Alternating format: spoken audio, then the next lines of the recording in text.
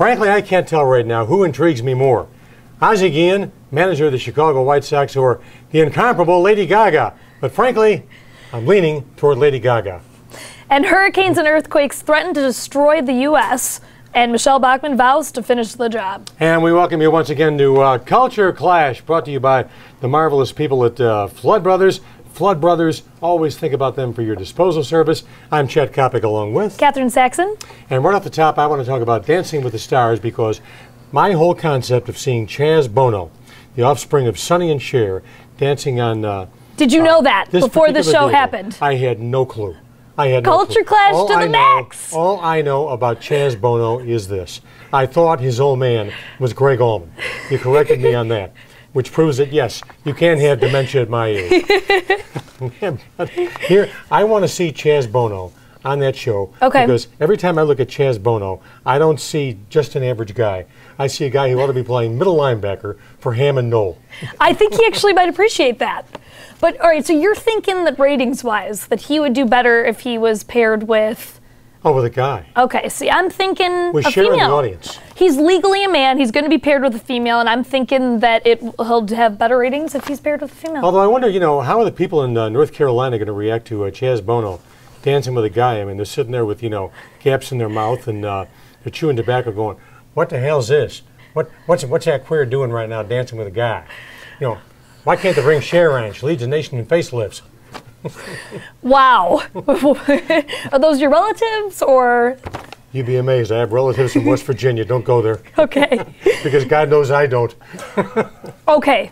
Tell me about Ron Artest, because I know that this, he's sort of all over the place. Bipolar! All right. Who isn't these days, right? But, he's sort of hot-tempered, and, he's on the show. That's my point of randomly bringing him up. Well, he's a little bit unpredictable, but America could really warm up to Ron Artest, because that's what I'm thinking. He's kind of good-looking. He's a good-looking guy, yeah. And he's got a great smile, and there might be a sympathy vote, because the mainstream media, along with sports media, will jump on the fact that here is Ron Artest, who was involved in that horrible brawl at the Palace of Auburn Hills about 5 years ago and was suspended for virtually an entire basketball season. Don't be surprised. You heard it here first. Ron Artest could emerge in this season, and he could do well, actually, Dancing with the Stars, as a sympathetic hero. Okay. Well, so there's also a few Battle of the Exes. There's David Arquette, which is Courtney Cox's ex. There's Kristen Cavallari, who's, recently in turmoil from our quarterback for the Chicago Bears. And then there's also George Clooney's ex. I don't even know her name, but she's a model from Italy. So there's a few. So why the hell is she on the show? Ding, ding, ding. I'm thinking not for her being a model. It's just my opinion. But I'm thinking Chaz Bono is the hot contender for people tuning in. You might even get excited and tune in, I'm thinking. I don't know. I think I'd still rather just stare at Cool Whip. Wow. Okay, so did you watch the VMAs? Thinking... VMA? Yes. Are you thinking VMI, the football team? Okay, MTV Video Music Awards. That's what VMA stands for. I used to watch that back in the 80s. Back when when it was a little bit cooler. Back when MTV actually used to play music and create stars. Touche. I watched MTV all the time. Now MTV bores me to tears. All right, that's fair. Lady Gaga comes out in drag and does this whole monologue, and I was kind of perplexed about whether or not she looks better as a man or a woman, talking about, this transgender stuff with Chaz Bono. I'm thinking maybe this could be a good idea for her too. But she comes out, does this whole monologue, and it was so, it was odd. Just odd. Smoking a cigarette, then does her whole, introductory performance for everyone, and then keeps the drag throughout the entire show. And it was just weirder than weird. I don't know if it was a continuation for Lady Gaga to outdo herself, or if it just kind of... Well, first of all, your generation should be ashamed. Okay. Because our generation gave you Madonna. Our generation gave you... Is that your generation? The Mamas and the Papas. Okay. Actually, our generation... I don't feel like you get to take that one. Our generation gave you Rudolph Valentino. Okay. But I thought Lady Gaga was going to last 15 minutes tops, and she's lasted 3 years. You know what I want to do when I come back in my next life? All right. I want to be a caddy for Lady Gaga. A caddy? Just to see what it's like to be around Lady Gaga. Because she's kind. I mean, I give her all the credit in the world. Did you think she was going to last 3 years? No, but I think that she is as big as Madonna and is going to continue on for a very long career. I do. I think she's, people said Britney Spears was my generation's Madonna. I think that she is equivalent to Britney Spears and will probably outdo her. So that's my 2 cents. But Britney Spears actually won the Michael Jackson. Well, why don't you ask me this question? Okay. One night only. Who would I rather spend it with? Britney Spears or Lady Gaga? I mean, tough choice. Britney Spears, obviously. Throw Chaz Bono into the mix, right? Okay. Imagine waking up in a Motel 6 with Chaz Bono. You know what? I think I'd rather Lady wake up, Gaga in drag, I'd rather wake up and with this a guy. coyote. All right, so something. Chaz, can you order room service? Oh my gosh, what would you order? Okay, Michelle Bachmann apparently thinks that Hurricane Irene was made by God to punish our entire country. They need to do some major PR work for this chick because, I mean, she is just shooting herself all over, not just in the foot, she's shooting herself in the face and the mouth. I mean, she needs to shut her trap. She was in Florida last weekend and was talking repeatedly about how, I don't know how much God has to do to get the attention of the politicians. We've had an earthquake, we've had a hurricane, and he's saying, are you listening to me? I mean, it was just, when people are dying and there's 5 million people out of power, that's something that you shouldn't say even relatively as a joke. Not funny. I thought the story would get more play than it did. But I'll tell you what, I think it kind of got enough. I'm over it, actually. Got washed away in the mail, is because we were so driven to watch what was going on in the East. Like, for example, Saturday morning I woke up about 6 a.m.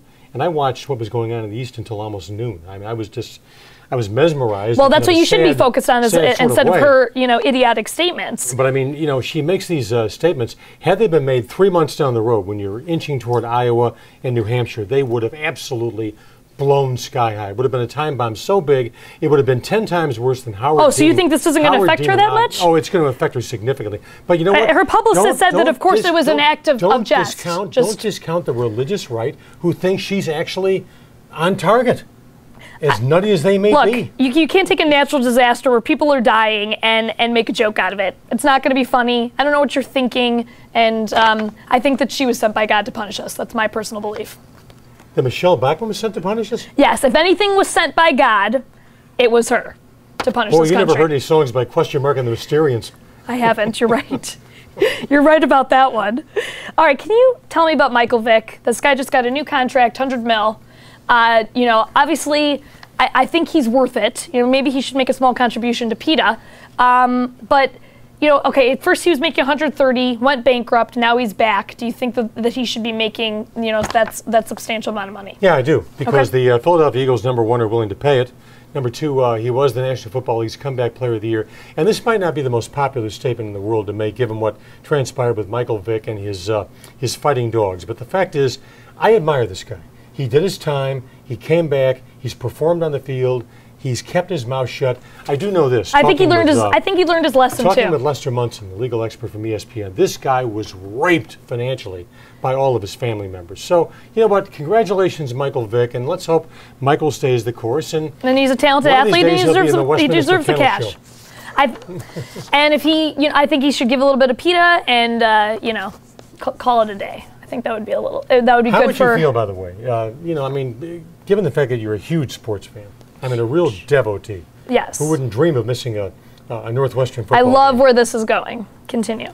How would you feel if Ozzie Guillen actually left town? Oh my gosh, I almost just walked off set.